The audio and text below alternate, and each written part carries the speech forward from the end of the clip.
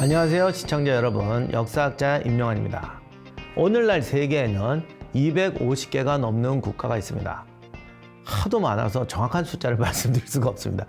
좌우간 이 많은 국가의 거의 대다수가 내거는 정체가 민주공화국 또는 민주주의 국가입니다. 오늘날 우리들은 정체로서의 민주주의를 누구도 부정하지 않습니다. 인간이 만들어낸 가장 훌륭한 제도가 민주주의라고들 말합니다.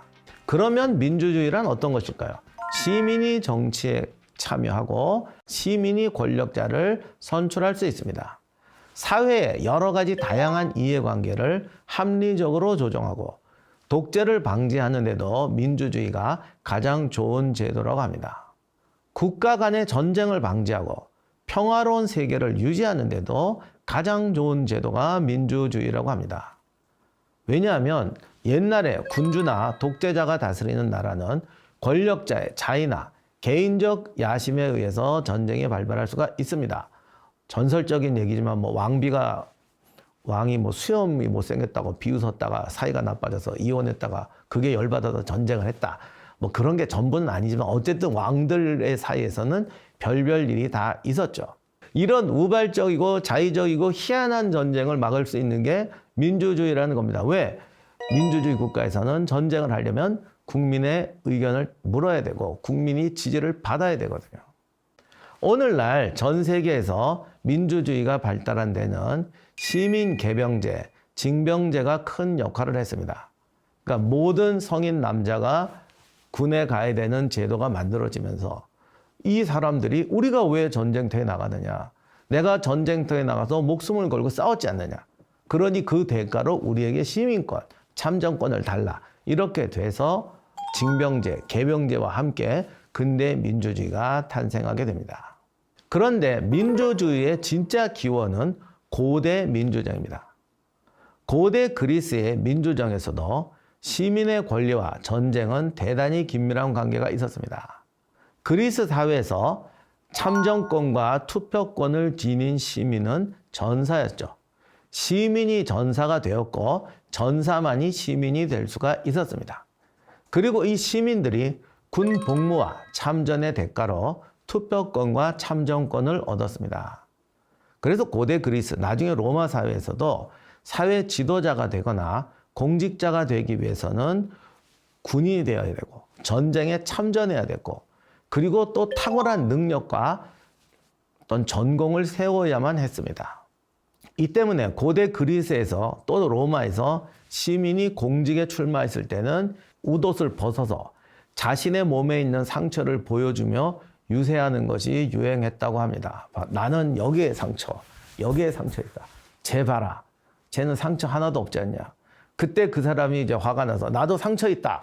그리고 탁 벗고 뒤로 돌아서 봐. 내 등에도 상처 있잖아.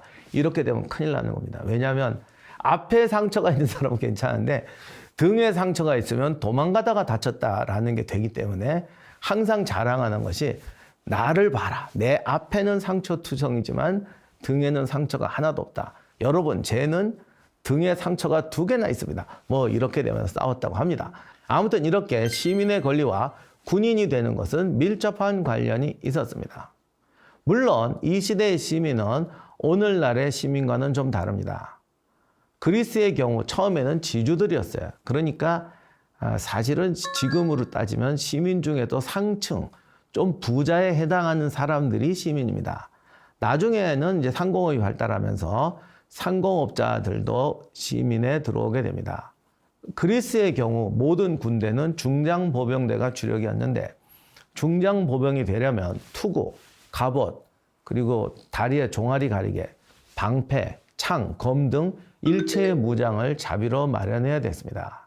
다 장비하면 무게가 20kg에서 40kg까지 나갔다고 합니다. 문제는 이 20kg에서 40kg의 재질이 청동이었다는 거죠. 이 시대에는 이미 철이 발명되어 있었지만 강철을 만들지 못했기 때문에 철이 약했습니다. 그래서 무기는 모두 청동으로 제작했습니다. 예나 지금이나 청동의 원료인 구리와 주석은 철보다 훨씬 구하기 힘든 재료입니다. 특히 주석은 정말 귀했죠. 그래서 청동은 고가품이었어요. 그리스에서도 구리와 주석이 생산되지를 않아서 구리는 키프로스 등지에서 수입해 왔다고 했습니다. 그러니 가격이 좀 비쌌겠습니까? 지금도 청동 가격은 상당히 비쌉니다. 현대로 치면 이 중장보병의 무구를 갖추는 것이 억대가 넘었을 겁니다. 고급차 한 대 비용을 넘었을 거예요. 그래서 이런 재력을 갖춘 사람이 전사가 될 수 있었습니다. 이렇게 시민이 군인이 되는 이유는 외적으로부터 나라를 보호하려는 의미도 있었고 자신들을 보호하려는 의미도 있었습니다. 민주정은 아니었지만 스파르타는 인구의 10배나 되는 헤일로타이를 오늘날로 치면 소작인 농노로 부리고 있었습니다. 그러니 중무장을 하고 밀집 대응으로 청동의 방벽을 만들어서 자신을 보호해야 했습니다. 페르시아가 그리스를 침공하자 그리스의 중장보병대는 페르시아를 격파하면서 불멸의 명성을 쌓습니다. 페르시아군은 이상하게 중장보병대가 없었습니다. 아마도 그 지역이 너무 넓고 더운 지역이라서 중장보병대를 사용하지 않았던 것 같아요. 근데 그리스는 땅도 좁고 산곡도 험한 지역이기 때문에 그러니까 이동하지 않고 내 땅만 지키면 되니까 무거운 중장보병대가 발달했고 페르시아는 군대를 만들면 장거리 원정을 가야 하니까 중장보병을 만들지 않았던 것 같습니다. 그런데 이들이 그리스 땅에 싸우게 됐죠. 마라톤 전투에서 그리스 중장보병대는 페르시아의 경보병을 단숨에 무찔러 버립니다. 테르모필라의 전투는 영화 300으로도 제작되어서 여러분들 많이 보셨을 겁니다. 이 300명의 스파르탄이 사흘 동안 수십만 명의 페르시아군을 맞아서 협로를 지켜냅니다. 그 외에 플라타이아 전투라든가 여러 전투에서 그리스 중장보병대는 수가 월등한 페르시아군을 상대로 압도적인 승리를 거둡니다. 과거에는 이런 그리스 시민군의 승리를 자의로 전투에 참전해서 가족과 재산을 지키기 위해서 싸우는 시민군대와 왕의 명령에 의해서 강제로 동원된 노예와 같은 군대의 차이라고 설명했습니다. 그러니까 이 그리스 중장보병들은 갑옷 무장도 훌륭하지만 내 가족과 재산을 지키기 위해서 열심히 죽어도 싸운다. 페르시아군은 그냥 시키니까 할 수 없이 싸운다. 이러니 둘이 상대가 되겠느냐. 그래서 20세기 전쟁할 때도 이렇게 민주주의 군대와 독재의 군대가 싸우면 민주주의 군대가 반드시 이긴다. 이런 논리로 많이 사용이 되었습니다. 군주론을 쓴 유명한 마키아벨리는 피렌체 공화정 치하에서 공무원으로 있었습니다. 이 양반이 오늘날로 치면 국방부 과장 같은 직을 했는데 로마사를 좋아했거든요. 그래서 이 시민들이 이렇게 자유로 재산과 이렇게 자유를 위해 싸우는 군대가 최고다. 이 말을 고지곳대로 믿고 피렌체에 징병제를 도입해서 시민군을 조직했습니다.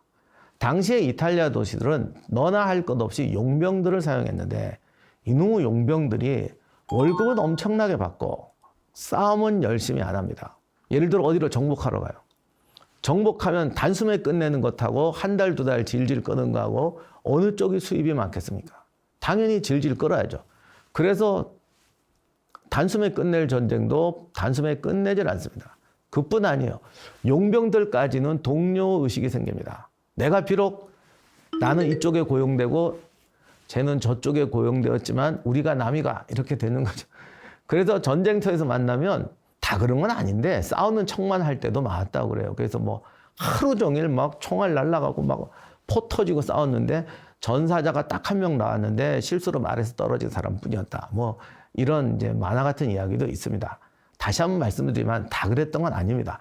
직업정신에 투철했던 용병도 많았는데 아무튼 이 도시 입장에서 보면은 이렇게 믿기질 않는 거죠. 돈도 많이 들고. 그래서 마키아벨리가 시민군을 조직하면 돈도 안 들고 열심히 싸우고 그리고 빨리 싸운다. 이제 빨리 돌아가서 집에 가야 되잖아요.